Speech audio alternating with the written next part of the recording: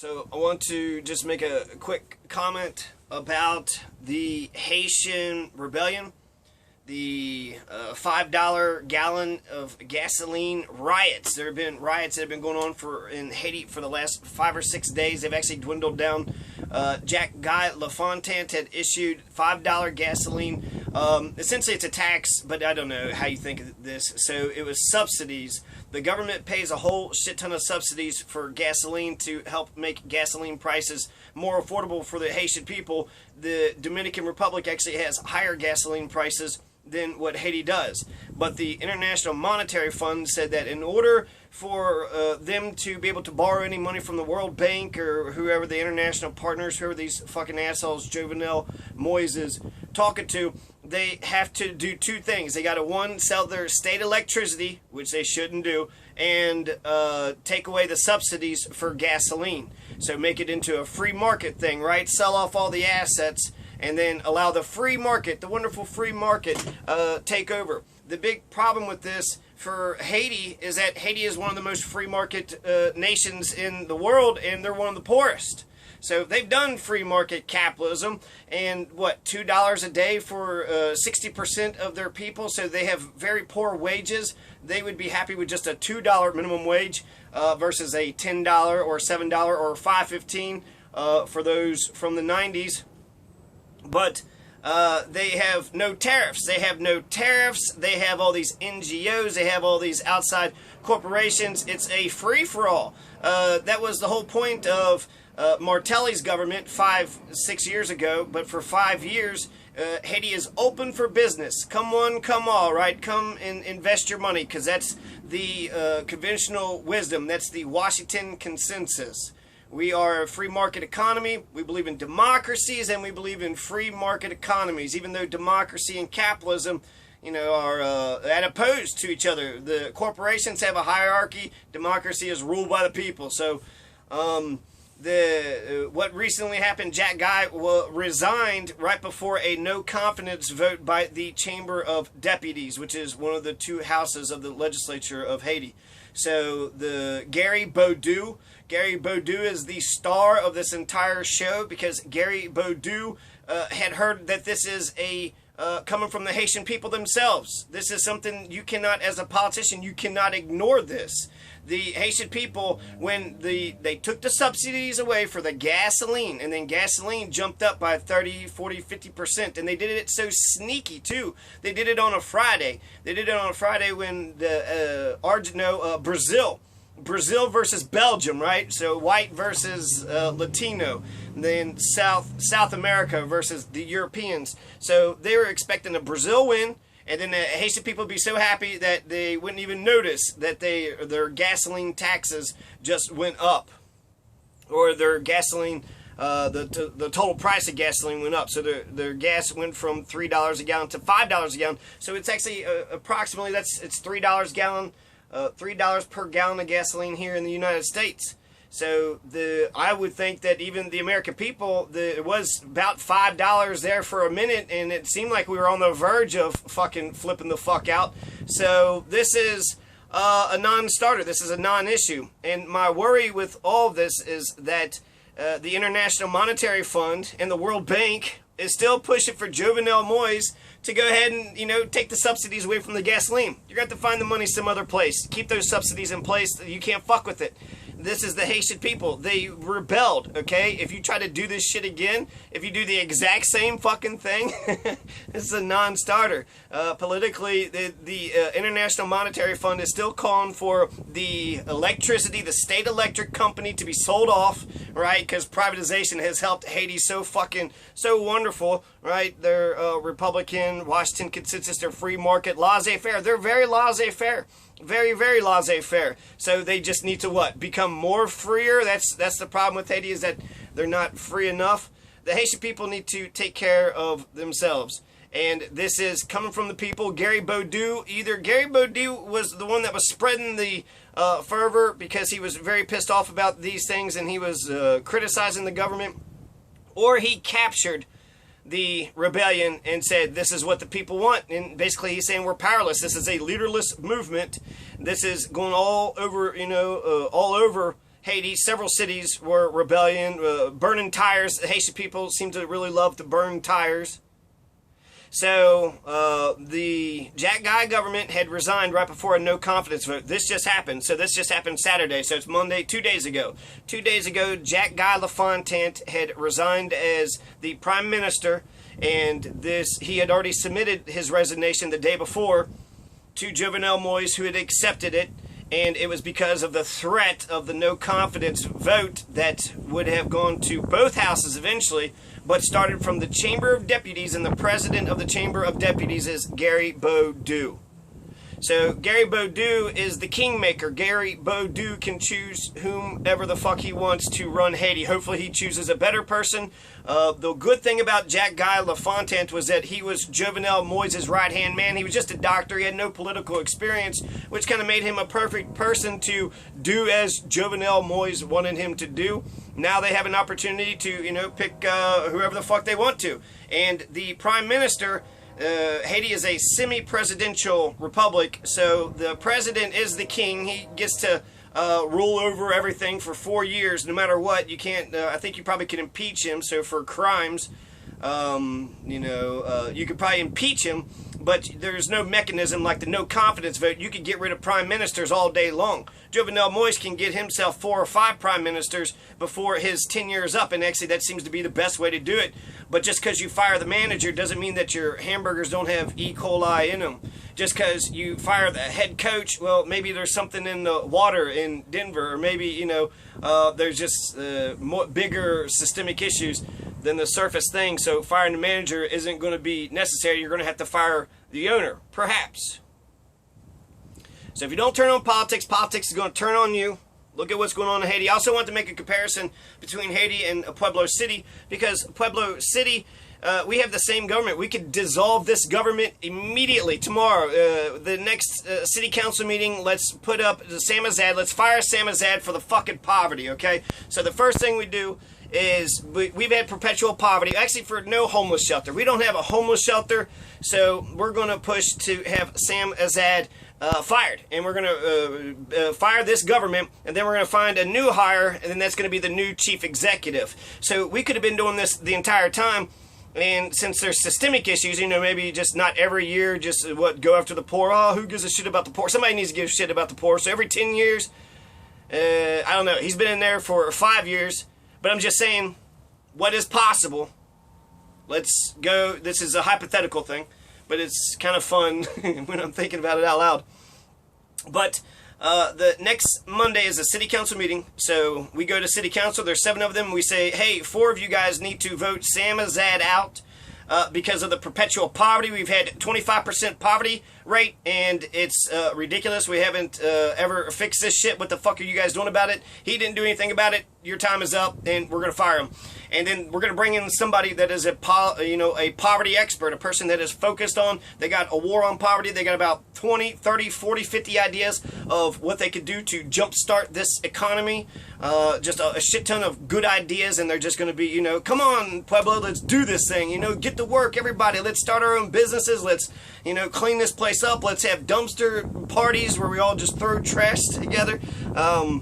So we could call for Sam Azad to get fired, and then 1 month later we hire a brand new city manager, which would be the mayor, which is the chief executive. It's a strong city manager, and it's a strong mayor. We didn't change shit except for the way we elect the chief executive. But before we get rid of the city manager, let's fire the city manager back the way that we were supposed to fire them, right? Just with a simple majority vote. And lack of homeless shelter, all the poverty, police brutality. There's a lot of major issues that is systemic crime. There's police brutality and there's fucking crime. So maybe they're linked. Maybe there's a connection between the two. So these are the issues we need to talk about, and we can fire and rehire brand new city managers every single fucking month if we want to until November, right? July, August, September, October. So there's 3 months. We might be able to get 2 more city managers in there. And remember, Pueblo City they fired Jerry Pacheco for bringing Barack Obama into the town. Donald Trump was okay. Nobody fucking bitched about Donald Trump coming into town. But if you bring Barack Obama around here, then you will lose your job, even if you're the city manager, even if you're the fucking mayor. That's bigger. The city manager is bigger than the prime minister. The city manager is the prime minister and the president of Pueblo City. They are the dictator. They are the man. They are the sovereign. They have state power. They're the ones that are over the police. They hire and fire everybody, all the employees, including department heads. They can hire and fire municipal judges. They can create an entire judicial branch and then destroy it. The city manager is a very, very, very powerful position. Budget. Not only do they have the fascist power, not only do they have hiring and firing power, but they also control the budget, so they control all the fucking money, all the soft power too. So the city manager is, people are saying, who's in charge around here? There's one man in charge, and it's Sam Azad, and Sam Azad has been in charge for the last 5 years. So, I mean, it all didn't turn to shit, so I guess we could at least say that, right? It didn't all turn to shit. He seems like a nice, quiet man. I don't know. I've never approached him for anything. I called his office a couple times. They answered one question. The other question, they seemed pretty abrupt with me. But I really have no personal, relationship or no personal sort of analysis of who Sam Azad is or what his policies. He's historic. He oversaw the legalization of marijuana. But I believe my gut feeling is that he's very conservative, very right-wing, very corporate, pro-business class, pro-1%, pro-bankers, fuck the 99%, fuck the unions and the workers kind of guy. He's a money guy, right? So labor is your biggest expense. So anyways, na for Jack Guy, say Fatra yeah. Jack Guy is yesterday's trash. Jete gouvernement on Jack Guy non de chej la. Take the government, melt the government of Jack Guy. Throw the government, melt the government, and put him into the landfill.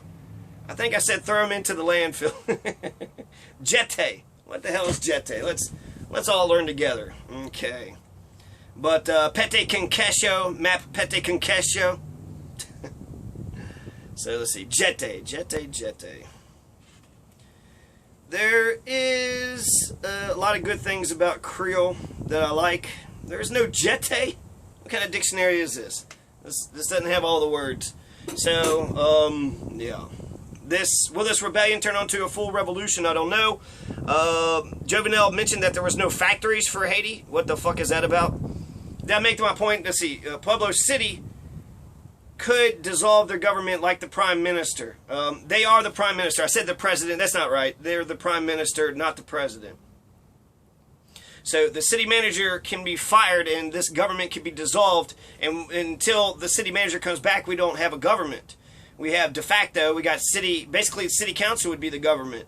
And the department heads would be the government. We would have no government. We would have no head of government. Head of the distinction between the president and the prime minister is head of state, head of government. Head of state is the face. It's the Queen Elizabeth. Head of state is the president of city council. The head of state for Pueblo City right now is Chris Nickel. Chris Nickel is the head of state, but he's the head of the legislative branch. So he's the face of Pueblo. He gets in there, he conducts the meetings, he's the chair, he's the facilitator in chief. He is the chair, so therefore he gets to control the agenda, control the narrative of the entire meeting, while the main man sits off to the side. So Sam Azad has to sit at these meetings, and he doesn't really, if they ask him questions, he answers them. But Sam Azad is the head of government. So Jack Guy LaFontaine was the head of government, and Jovenel Moise is the head of state. It's a little bit different. The president is elected by the people there, so the president has a little bit more powers, but the comparison is that we can fire our government, dissolve the government, and we can rehire somebody else. And it's just about firing one guy and rehiring another man or woman or, unicorn. I don't know. But hiring, firing. And we could do that same shit for Pueblo. And are you telling me for the last 5 years there's never been any crisis, never been any issue for which we could have thrown Sam Azad out on his ass?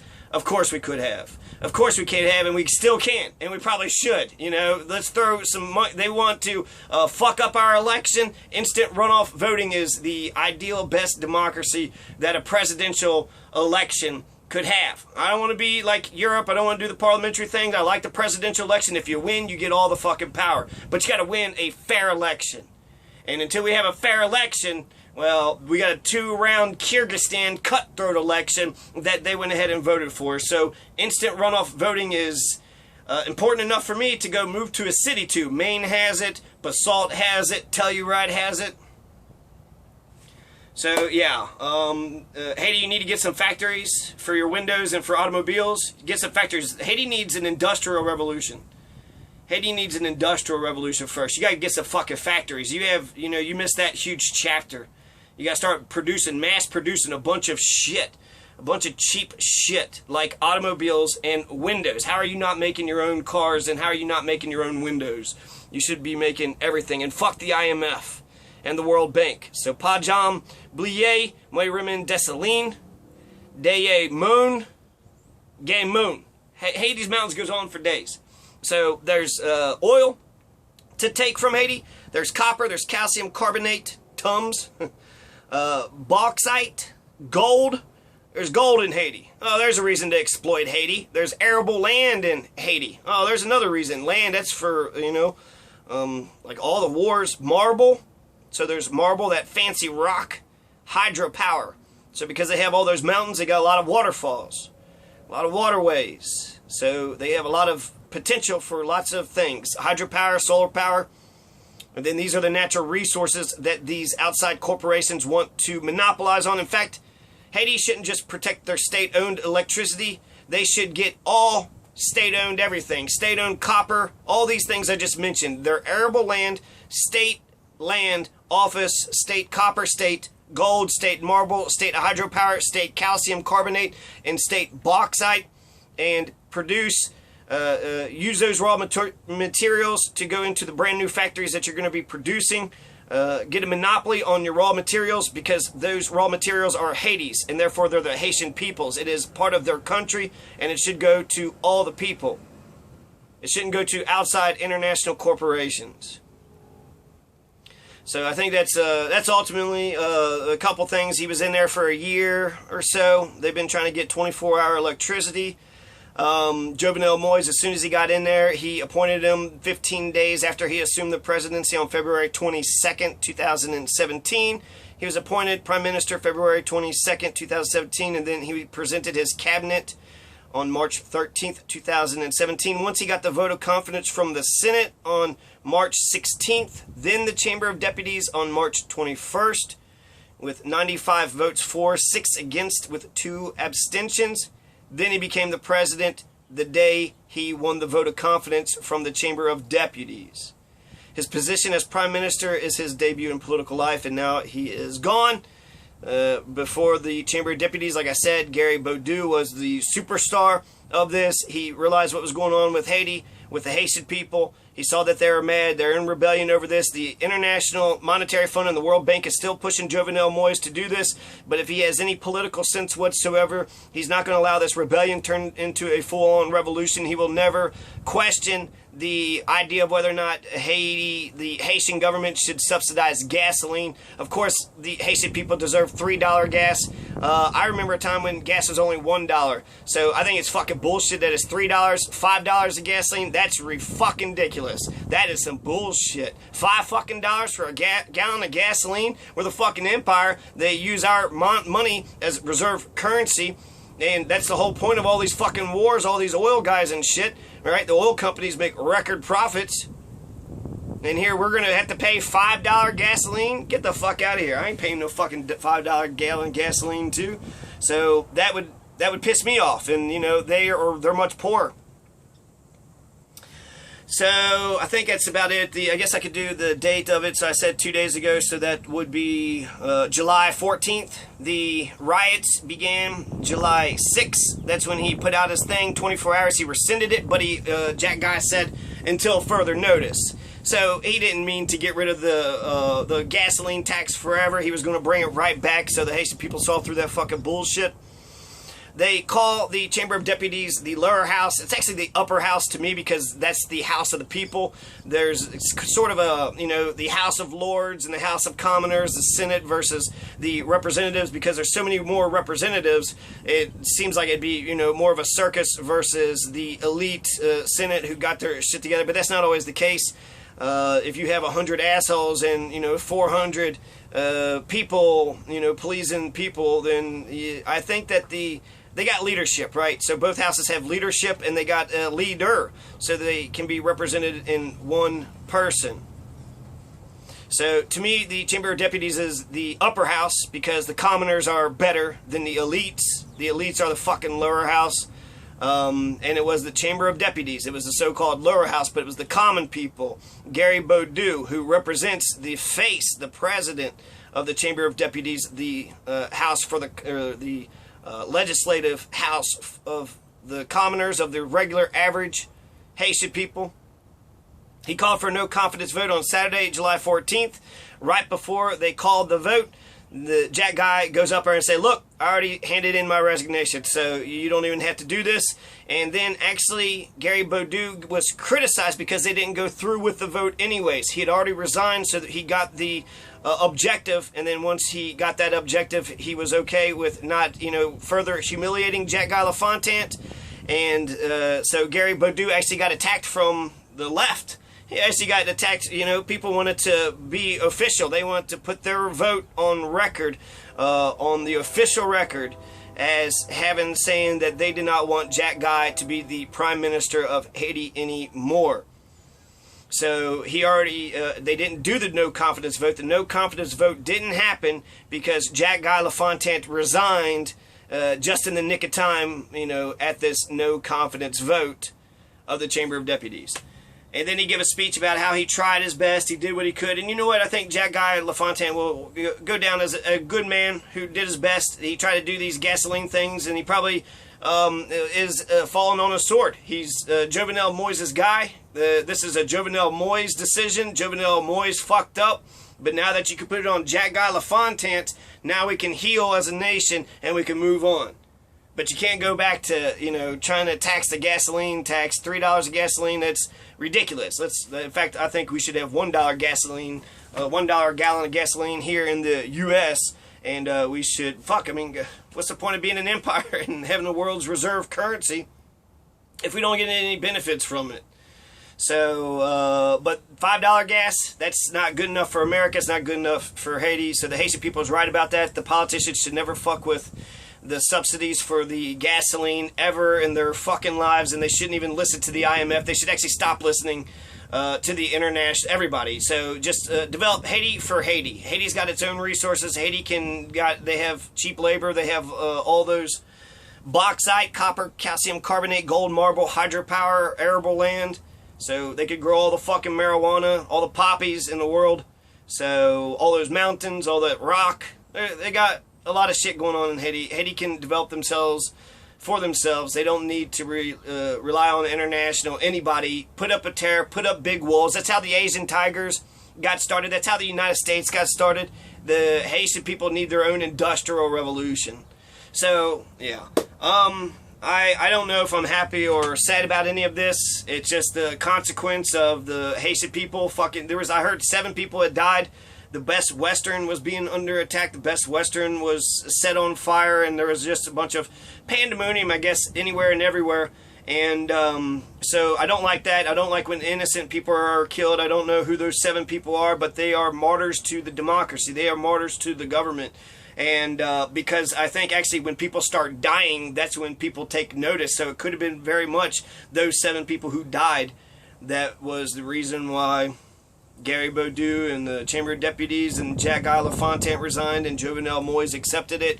And so now it's on the Haiti president and the Chamber of Deputies president and the president of the Senate, 3 other guys, to hire a brand new guy.